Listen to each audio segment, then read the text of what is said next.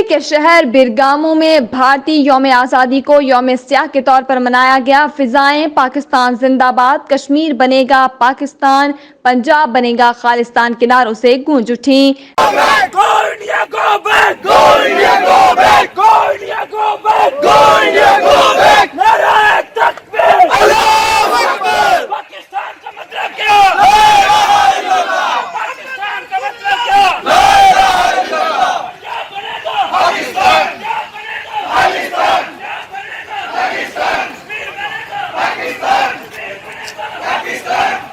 عوام دوست group Italy کی جانب سے یوم سیاہ ریلی نکالی گئی۔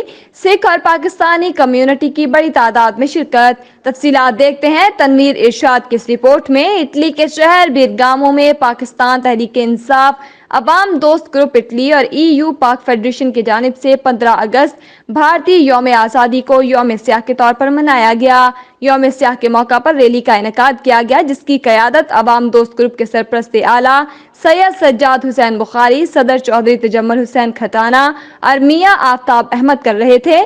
ریلی میں شریک شرکاء نے ہاتھوں میں کشمیر اور پاکستان کے جھنڈے اور پلے کارڈز اٹھا رکھے تھے، جن پر کشمیر کی آزادی اور پاکستان زندہ باد کے نعرے درج تھے۔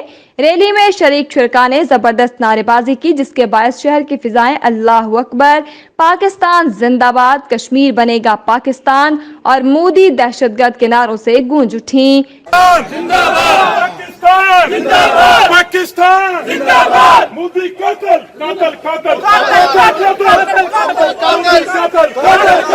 یوم سیاہ میں بڑی تعداد میں پاکستانی، کشمیری اور سکھ کمیونٹی نے شرکت کی۔ ریلی میں سکھ برادری نے شرکت کر کے اس عزم کا اظہار کیا کہ وہ کشمیری بھائیوں کے ساتھ کھڑے ہیں اور بھارت سے کشمیر خالصتان کی آزادی تک جدوجہد جاری رکھیں گے۔